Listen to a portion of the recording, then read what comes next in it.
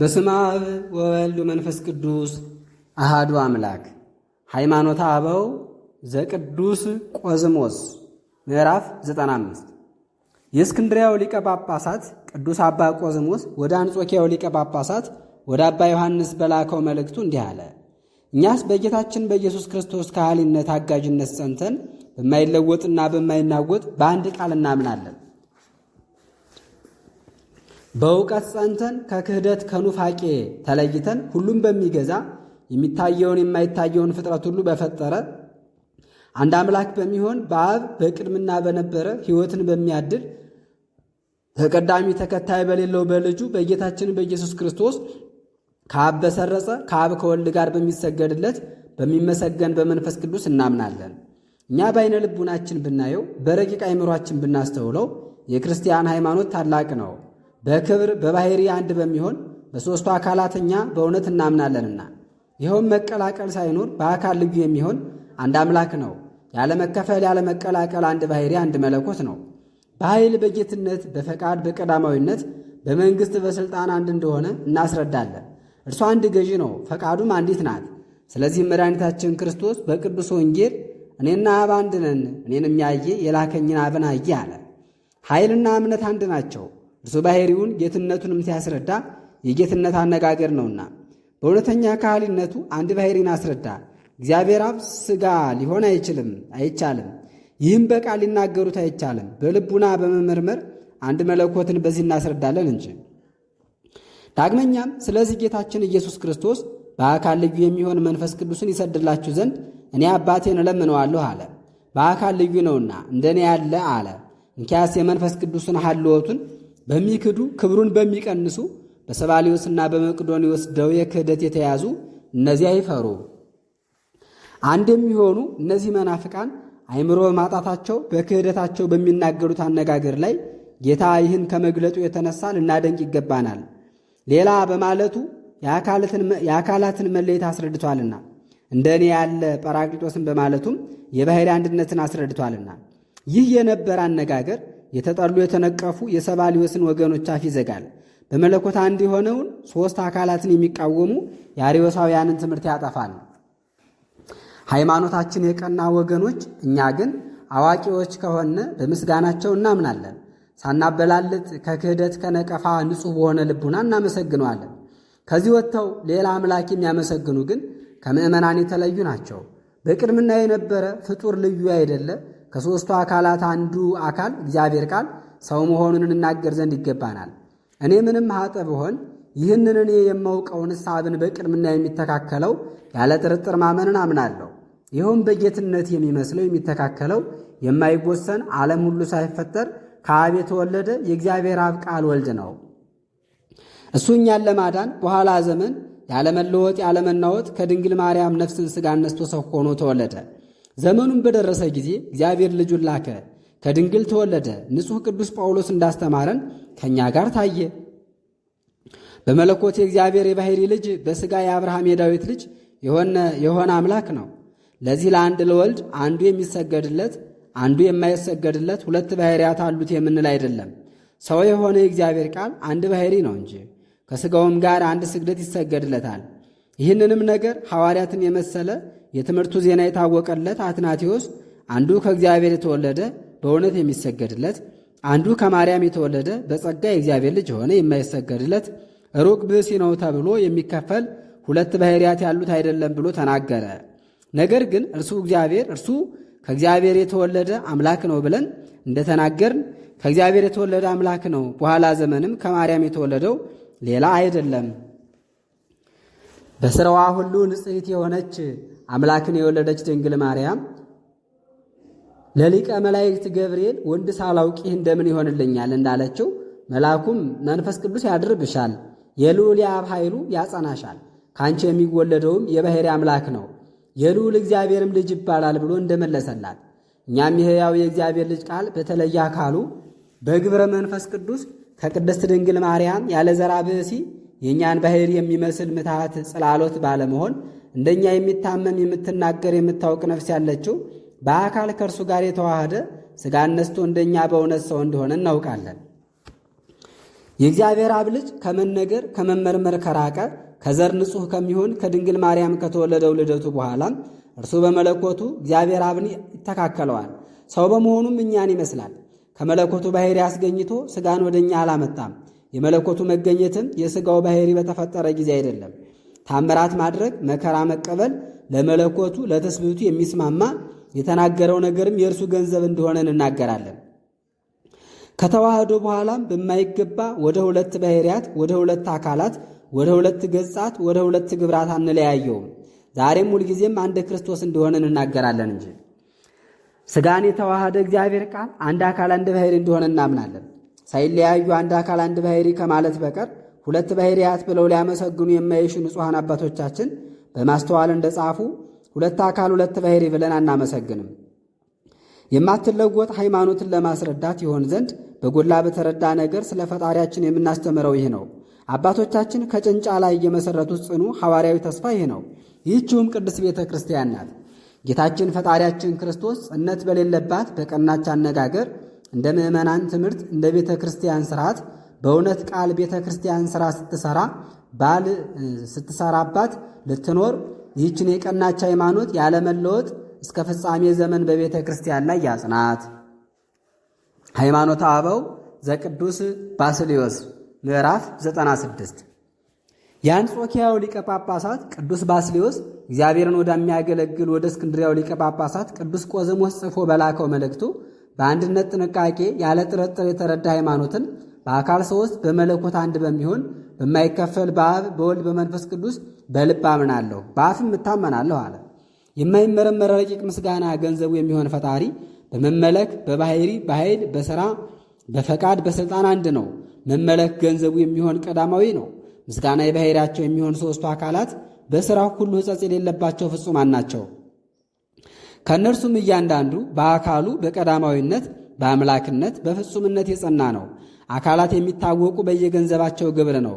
ይኸውም አለመወለድ፣ መወለድ፣ መስረጽ ነው። አብ አልተወለደምና ከሌላም አልተገኘምና። ወልድ መንፈስ ቅዱስ ግን ጥንት ሳይኖራቸው ዘመን ሳይቀድማቸው ከአብ የተገኙ ናቸውና። ወልድ ከአብ ተወለደ። ይኸውም ተቀዳሚ ተከታይ የሌለው ልጁ በቅድምና የነበረ ቃል ነው። መንፈስ ቅዱስም በስትንፋስነት እንደሚገባ በጎላ በተረዳ ከአብ ሰረጸ። እነዚህ ሦስቱ አካላት ጥንት ፍጻሜ የላቸውም። ገዥነት ፈጣሪነት ባለው ባሕሪ የጸኑ ከዘመን ሁሉ አስቀድሞ የነበሩ ቀዳማውያን ናቸው። ከሥራቸው የተነሳ ይታወቃሉ። የእግዚአብሔርን ቀዳማዊነቱን ከዘመን አስቀድሞ መኖሩን በጽርሐ አርያም የሚገልጡ ፍጥረቶቹ ናቸው። የማይመረመር ምስጢር ነው። ይኸውም ረቂቅ ምስጢሩ የሚወስናቸው ረቂቃን የሚሆኑ የሰማይ መላእክት ምስጋናቸው እንዳስተማረን መለኮታዊ ምስጢር በሚገለጥለት በግብር ጌትነት የሚታወቅ የእግዚአብሔር አብ ወልድ መንፈስ ቅዱስ ነው። ምስጋናውም የባሕሪው ነው። በጽርሐ አርያም ክብር የባሕርያቸው የሚሆን ሦስቱን አካላት ድምፃቸውን ከፍ አድርገው ያመሰግናሉ። እነርሱ መለኮት ባሕሪ እንደሆኑ በእነሱ አምናለሁ እታመናለሁ። ልዩ ልዩ የሚሆኑ አካላት ከመለኮታዊ ባሕሪ ልዩ ናቸው አልልም። መለኮትስ አካላት ነው። እነዚህም ልዩ የሚሆኑ ገጻት ናቸው። አምላክ ስላናገረው ስለዚህ ነገርም አንድነትን ሦስትነትን የተናገረ ቅዱስ ጎርጎርዮስ በእሱ አድሮ በተናገረ በመንፈስ ቅዱስ እኔ እግዚአብሔር ባልኩ ጊዜ ስለ አብ ስለ ወልድ ስለ መንፈስ ቅዱስ እናገራለሁ ብሎ ያስተምረናል። የሦስቱ ባሕሪ አንድ ነውና ሦስቱም በመለኮት አንድ ናቸውና እነሱ መለኮት እንደሆኑ በእውነት እናገራለሁ። ከቅድስት ሥላሴ አካላት አንዱም አንዱ ከገንዘቡ አካል ከገንዘቡ ስም ጋር ፍጹም መለኮትን ገንዘብ ያደርጋል። ይህም አካል ስም የመለኮት ገንዘብ ነው። ከሦስቱ አካላት አንዱም አንዱ አካል አንዱ መለኮት አካላትን አንድ የሚያደርግ አይደለም። አካላት ብርሃን ብርሃን ብርሃን ይባላሉ። እነርሱ አንድ ብርሃን ናቸው። በመለኮት እንደ አካላት የማይከፈሉ አንድ ናቸው። ዳግመኛም በመለኮት አንድ ሕይወት ሲሆኑ ሕይወት ሕይወት ሕይወት ይባላሉ። አንድ በሚሆኑበት አንድ ይባላሉ። አካላት በታወቀ በተረዳ ገንዘባቸው ሦስት ናቸው። አካላት ሦስት ናቸውና ከእነርሱ አንዱንም አንዱን አካል ካወቅን እርሱ አምላክ መለኮት ሕላዌ ነው። ገጽ ያለውም አካል ነው። ደግሞም አንድ እንደሆኑ ካወቅናቸው ሦስቱ አንድ አምላክ ናቸው። አንድ መለኮት፣ አንድ ሥራ፣ አንድ ፈቃድ፣ አንድ ፈጣሪ፣ አንድ ዕውቀት ናቸው። በመለኮት በባሕሪ በአገዛዝ በሥራ እንዲህ አንድ አምላክ ይባላሉ። በስምም ይታወቃሉ። አብ ወልድ መንፈስ ቅዱስ ተብለው አብ የተባለበት ጊዜ ወልድ የተባለበትም ጊዜ መንፈስ ቅዱስ የተባለበትም ጊዜ እንዳለ አስመስሎ በየዘመኑ ሥራ በሌለው ስም ተጠራ እንጂ መለኮት አንድ አካል ነው ብሎ ያስተማረ ሰባሊዮስ እንደተናገረው አይደለም። ደፍረው የመለኮት አካላት ልዩ ልዩ ባሕርያት ናቸው ብለው የሚያምኑ አውናሚዎስና አርዮስ እንደተናገሩ አንናገርም። የቀናች በአካል ሦስት በባሕርይ አንድ የምትል ሃይማኖታችንም አምላክ የተለየው ከሆነ ሦስቱን አካላት በማዕረግ ከሚያበላልጥ ከአፖሊናሪዎስ ክህደት ትለያለች። ልምዱንም እናስወግዳለን። ጌታ በቅዱስ ወንጌል መንፈስ ቅዱስን የካደ በዚህ ዓለም በሚመጣውም ዓለም ኃጢአቱ አይሰረይለትም እንዳለ መንፈስ ቅዱስን ክዶ በሚገባ የተፈረደበት የመቅዶኒዎስን ክህደትም ከእኛ እናርቃለን። እኛስ የቀናች የጸናች የተረዳች የከበረች ምስጢረ ሥላሴን በማመናችን ላይ የሚሰገድለት ከሦስቱ አካላት አንዱ እግዚአብሔር ቃል ወልድ ዋህድ ሰው የመሆኑን ነገር እንናገራለን። በልብ እንደምናምን በአነጋገር በቃልም እንዲህ እናምናለን። መቀዳደም ሳይኖር አጋዥ ሳይሻ ተድኅሮ ተፈልጦ ሳይኖርበት እሱ ከአብ እንደተወለደ በኋላ ዘመንም እኛን ስለማዳን ባሕርያችንን ስለማደስ እኛን ወደ ቀድሞ ርስታችን ስለመመለስ በግብረ መንፈስ ቅዱስ ከንጽሕት ድንግል ማርያም ነፍስን ሥጋ ነስቶ ሰው እንደሆነ እናምናለን። ሊቀ መላእክት ገብርኤልም ጸጋን የተመላሽ ሆይ እግዚአብሔር ከሥጋሽ ሥጋ ከነፍስሽ ነፍስ ነስቶ ሰው ይሆናልና ደስ ይበልሽ ባላት ጊዜ ቃል በማኅፀኗ እንዳደረ በማይመረመር ምስጢርም እንዳይን ጥቅሻ ፈጥኖ ከእሷ ሥጋን ነፍስን ነስቶ ሰው እንደሆነ እናምናለን። እሱ ባወቀም በድንግል ማኅፀን አደረ። ዋሕድ ቃለ እግዚአብሔር ሰው በመሆኑም የማይከፈል የመለኮት አንድነት አልተከፈለም። ቃል ሰው በሆነ ጊዜም አንድ ነው። ሰው ከመሆኑ በፊትም አንድ ነው። እንደ አብ እንደ መንፈስ ቅዱስ ግዘፍ የሌለው ረቂቅ ነው። በኋላ ዘመን ግን እኛን ለማዳን ሰው በሆነ ጊዜ ሰው ከመሆኑ አስቀድሞ እንደነበረው የማይዳሰስ አይደለም። ከመለኮትና ከትስብእት ከሁለት አንድ ነው እንጂ እነርሱም በገንዘባቸው ፍጹማን ናቸው። አምላክ ኋላ የተገለጠበት ባሕርይ ቀድሞ ከነበረበት ረቂቅ ባሕርዩ ልዩ አይደለም። ከሥጋ ጋር ተዋህዶን ገንዘብ ባደረገ ጊዜ ስለ እኛም ሰው በሆነ ጊዜ እንደ ቀደመው በገንዘቡ ባሕርይ ጸንቶ ኖረ እንጂ። ለነባቢት ነፍሳችንም ረቂቅ ስትሆን ከሥጋ ጋር ትዋሃድ ዘንድ ኃይል እንዳላት ሥጋ አይደለች የባሕርይ ረቂቅነቷንም ከእርሷ እንዳትለቅ ሁለቱም በየገንዘባቸው የጸኑ ሲሆኑ በተዋህዶ አንድ አካል አንድ ባሕርይ አንድ ፍጹም ሰው እንደሆኑ ከዘመን በኋላ ከተገኘ ከሥጋ ጋር ያለመለወጥ አንድ አካል በመሆን የተዋሃደ ቀዳማዊ የእግዚአብሔር ልጅም እንዲሁ ነው። ለተዋህደው ሥጋም የምትናገር የምታውቅ ነፍስ አለችው። አማኑኤልም ተባለ። ትርጓሜውም እግዚአብሔር አምላካችን ከእኛ ባሕርይ ጋር አንድ ሆነ ማለት ነው። ያለመቀላቀል ያለመለወጥ ሰው የሆነው አንድ ገጽ አንድ አካል አንድ ባሕርይ ነው። ከመለኮትና ከትስብእት የሆነ ተዋህዶ የማይነገር የማይመረመር ነው። በእውነት መቀላቀል የሚገኝባቸውስ እርጥበት ያላቸው ሥጋት ናቸው። እነዚህም ግዘፍ ከሌለው ባሕርይ የተለዩ ናቸው። ከተዋህዶ በኋላ ወደ ሁለት ባሕርይ አይከፈልም። ተዋህዶ መንታነትን አጥፍቷልና ተዋህዶም ከሁለት የተገኘ ሁለት መባል አለበት የሚለውን ፍርድ ይለውጣል። ይህ ተዋህዶ የማይከፈል አካላዊ ነውና ፍጡር አይደለ እግዚአብሔር ቃል ሥጋ ወደ መሆን ይለወጣል። በባሕርይ የሚመስለን ከንጽሕት ድንግል የተገኘ ሥጋም ከባሕርዩ የመለኮት ባሕርይ ወደ መሆን ተለወጠ ብሎ መናገር እውነተኛ ነገር እንደሆነ የሚያስብ ማን ነው? የሙሴ በትር ተለውጣ የምድር እባብ እንደሆነች፣ የፈሳሽ ውሃም ተለውጦ ደም እንደሆነ፣ የግብፅ ብርሃንም ተለውጦ ጨለማ እንደሆነ እንዲሁ የእግዚአብሔር ቃልም የሰው ባሕርይን ወደ መሆን የተለወጠ አይደለም። እነርሱ የተፈጠሩ ናቸውና በመፈጠርም የታወቁ ናቸውና ከዘመንም በኋላ የተገኙ ናቸውና ስለዚህም መለወጥ አገኛቸው። የመለኮት ባሕርይ ግን መለወጥ የለበትም። ፍጻሜ ሳይኖረውም ሁል ጊዜ ይኖራል፣ አይወሰንም። መለወጥ መናወጥ የለበትም። የክህነት ራእይ እንደ ነቢያት አነጋገር ከሆነ ነቢዩ ሆሴዕ እንደተናገረው ነው። ነገር ግን አራያ የባሕርይ ለውጥ አይደለም፣ ምልክቱ እውነትን ወደ መረዳት ያደርሳል እንጂ። ስለዚህ ነቢዩ ሕዝቅኤል ይህ ራእይ የእግዚአብሔርን የጌትነቱን ነገር ያስረዳል አለ። የእግዚአብሔር የጌትነቱ መታወቂያ ነውና መለወጥ ባሕርይን መልቀቅ አይደለምና ተለውጧል፣ ታይቷል፣ ጠፍቷል ብሎ ማሰብና መናገር ግን እግዚአብሔር ቃል ሰው ሆነ ከማለት የራቀ ነው። ክርስቶስ አድሮ የተናገረበት ጳውሎስ እግዚአብሔር አብን በመልክ የሚመስለውን በባሕርይ የሚተካከለውን ክርስቶስን ለምዕመናን ሲያስተምር አምላክ ሰው የሆነ በኅድረት በውላጤ አይደለም ራሱን ዝቅ አድርጎ የተገዥ ባሕርይንም ነስቶ ነው እንጂ ብሎ ይህን ነገር አስረዳን። እርሱ እግዚአብሔር አብን በመለኮት እንዲመስለው እንዲተካከለው እርሱ ራሱም አምላክ እንደሆነ አካል የሌለው ምትሃት ውላጤ እንዳይደለ ባሕርይ መለኮት በእውነት ሰው በሆነ ጊዜ በአካላዊ ተዋህዶም የምታውቅ የምትናገር ነፍስ ያለችው ሥጋን በተዋሃደ ጊዜ እንዲሁ ነው። ተዋህዶም በአንድነት የመለኮትና የትስብእት ገንዘብ ነው። ስለዚህም ገንዘቡ በሚሆን በባሕርየ መለኮት ወዶ በተቀበለው ሰው በመሆን ትሕትናም አርአያሁ ለእግዚአብሔር አለው። አስቦ የቀረ አይደለም። የባሕርይ አምላክ የሚሆን እርሱ እግዚአብሔር ቃል ያለመለወጥ ሰው ሆነ እንጂ። ሰው ልሁን ባለ ጊዜ በንጽሕት ድንግል ማኅፀን ሥጋን ተዋህዶ ወንጌል እንደተናገረ የዕለት ጽንስ መሆንን ተወልድ ዘንድም የጽንሷ ወራት በተፈጸመ ጊዜ መወለድን ገንዘብ አደረገ። ልደቱም የድኅነታችን መታወቂያ ሆነ። ያን ጊዜ መላእክት አወቁት። እርሱ ለዓለም ሁሉ ፍጹም ተድላ ደስታ እንደሚሆንም በከብት ጠባቆች ዘንድ መሰከሩለት።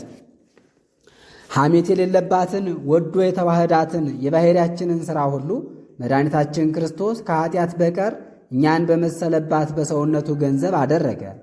አምላክ እንደመሆኑ ሥጋን ለተዋህዶ ባበቃው ጊዜ በተዋህደውም ጊዜ ሰውም እንደመሆኑ መከራ በሚስማመው በተዋህደው ሥጋ ታመመ። እርሱ ሰው መሆኑ የሚገለጥበትን ሥራ ሰርቷልና፣ ይኸውም መራብ፣ መጠማት፣ መተኛት፣ መንገድ በመሄድ መድከም፣ መከራ መቀበል መስቀል ነው። ድኅነታችን ከሚሆን ከትንሣኤው በኋላ እሱ ምትሃት መስሏቸው በተጠራጠሩት ጊዜ ሰው መሆኑን ለደቀ መዛሙርቱ ሲያስረዳ እዩኝ ዳሱኝ አላቸው። በእኔ እንደምታዩት ለምትሃት ሥጋ አጥንት የለውምና እኔ ሥጋ አጥንት በመምሰል እታያለሁ አላለም። ሥጋ አጥንት አለኝ አለ እንጂ ገንዘቡ ያልነበረ ሥጋን በማይከፈል በእውነተኛ ተዋህዶ ከባሕርያችን እንደነሳው ያስረዳል። የንጽሕት እናቱን ድንግልና ጸና። ለእግዚአብሔር የሚገባ ድንቅ ልደት ይህ ነው።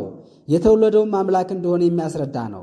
ልደት ከሚገባው ሥጋ ጋር አንድ አካል በመሆን የተዋሃደ እርሱ ነውና መለወጥ የሌለበት ፍጹም መለኮት በዘር ከመወለድ ከራቀ ሥጋ ጋር ስለተዋሃደ ድንቅ ከሚያሰኙ ነገሮች አንዱ ይህ ነው። እግዚአብሔር በፈቃዱ ከሠራቸው ድንቅ ድንቅ ሥራዎች አንዱን ክፍል ባሕርዩንም በአጭር ቁመት በጠባብ ደረት እንዲወሰን ያደረገበትን ከሃሊነቱን ሊመረምር የሚወድ ሰው ቢኖር የፍጡራን ባሕርይ አይመረምረውም። ከነቢያት መካከል የከበረ ነቢይ ኢሳይያስ ድንቅ ብሎታልና፣ ድንቅ የሚባልም የማይመረመር ሥራ ነው። የማይመረመር ግብርም ከፍጡራን ባሕርይ በላይ ነው። የእርሱን ነገር በምርመራ ሊደርሱበት አይቻልም። እንደተጻፈ ዓለም በሙሉ በመሃል እጁ ነውና ከፍጡራን ባሕርይ በላይ በሆነች ፈቃዱ ሰው በሆነ ጊዜ ከኀጢአት በቀር የሰውነትን ሥራ ሠራ። ነቢዩ እንደተናገረ የእኛን ባሕርይ ተዋሃደ። ከኀጢአት በቀር የእኛን ሥራ ሠራ።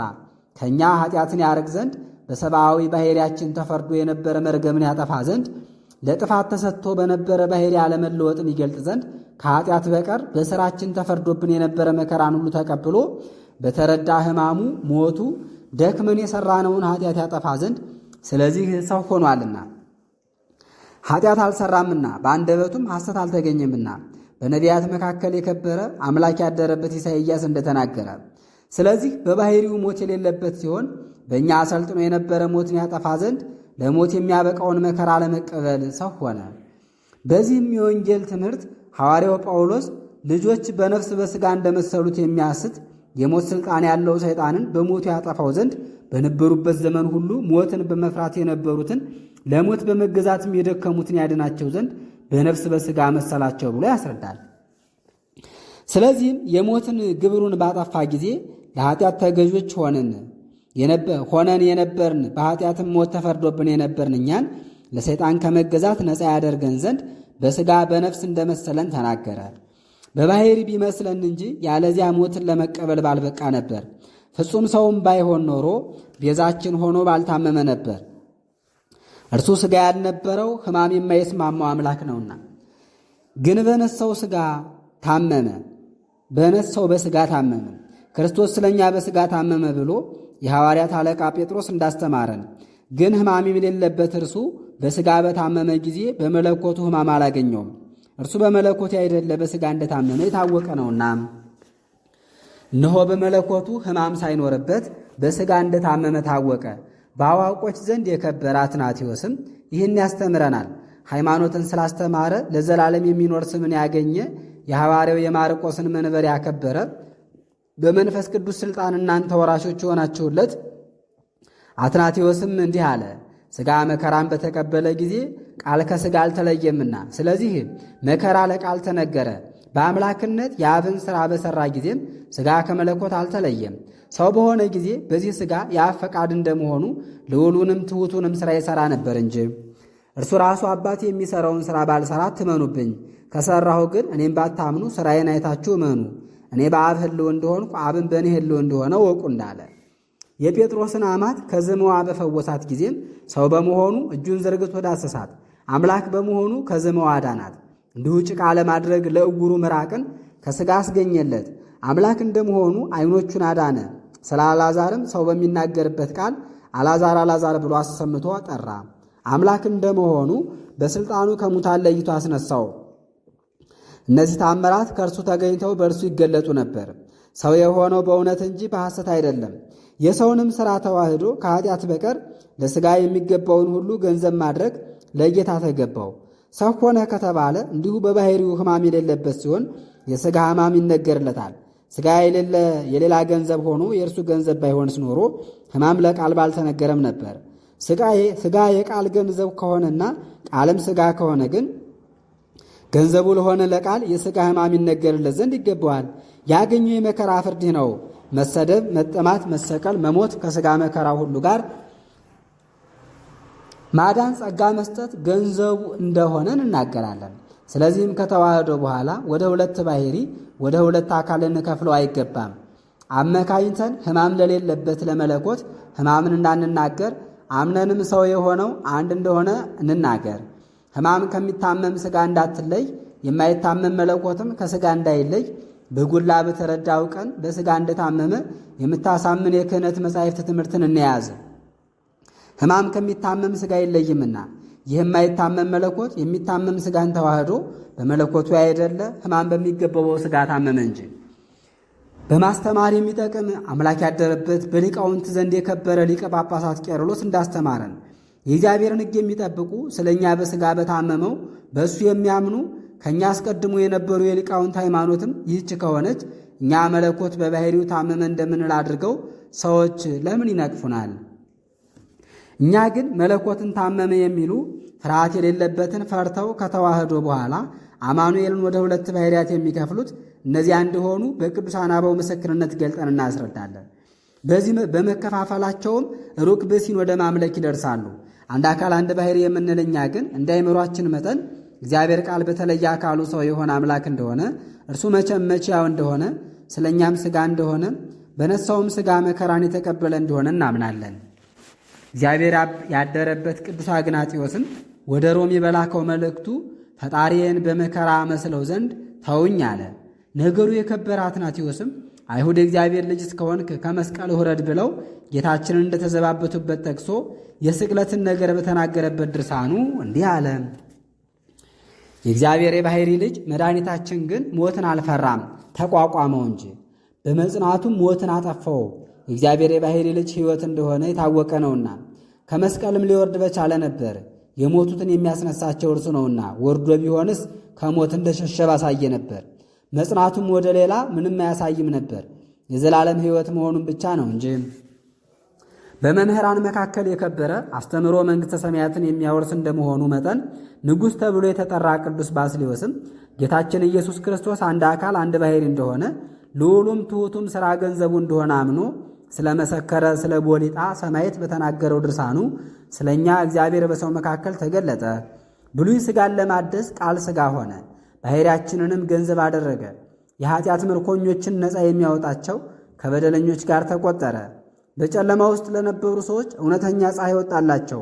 የማይታመመው በመስቀል ላይ ታመመ። ሕይወት እርሱ ሞተ፣ ብርሃን በሲኦል ተገለጠ። የተቀበሩትን የሚያስነሳ እርሱ ከሙታን ጋር ተቆጠረ ብሎ ተናገረ። የእንዚናዙ አገር ኤጲስቆጶስ ጎርጎርዮስም ወደ አቅላንዲዮስ በላከው መልእክቱ እግዚአብሔር ቃል በሥጋ እንደታመመ እንደተሰቀለ አምኖ ለተሰቀለው የማይሰግድ ቢኖር ውጉዝ ይሁን፣ አምላክን ከሰቀሉ ጋር ይቆጠር አለ። ስለ ፋሲካ በተናገረው ድርሳኑም እኛ እንድንድን እግዚአብሔር ሰው ሆኖ ይሞት ዘንድ ወደደ። ከእርሱ ጋር እንኖር ዘንድ ከእርሱ ጋር ሞትን፣ ከእርሱ ጋር ሞተናልና፣ ከእርሱ ጋር ተነሳን፣ ከእርሱ ጋር ተነስተናልና፣ ከእርሱ ጋር ከበርን። አምላክ ሲሰቀል ያን ጊዜ የተደረጉ ተአምራት ብዙዎች ናቸው። ፀሐይ ሲጨልም ኋላም ሲበራ ፍጡራንም ከፈጣሪያቸው ጋር ይታመሙ ዘንድ ይገባል። ቅዱስ ዮሐንስ አፈወርቅም ክርስቶስ አንድ አካል አንድ ባሕርይ እንደሆነ የማይታመም አምላክ ሲሆንም ሰው በመሆኑ እንደታመመ አምኖ የማይታወቅ የማይመረመር የማይታይ በቅድምና የነበረ የማይነገር ጌትነት ያለው ብርሃኑ የማይለይ ክብሩ የማይፈጸም የባሕሪ ባለጸጋ ሲሆን ሰው ሆነ። ሰውም በሆነ ጊዜ ይሙት በቃ ተፈረደበት፣ ተሰቀለ፣ ብዙ ጊዜ መከራን ተቀበለ። የንጉሥን አገር ቁስጥንጥንያ በትምህርቱ ያስጌጣት ቅዱስ ሄራቅሊስ ክርስቶስ በሥጋ ስለተወለደው ልደት በተናገረበት ድርሳኑ እንዲህ አለ። መቼመች በአባቱ ሬና ሲሆን በሰው ክንድ ተያዘ።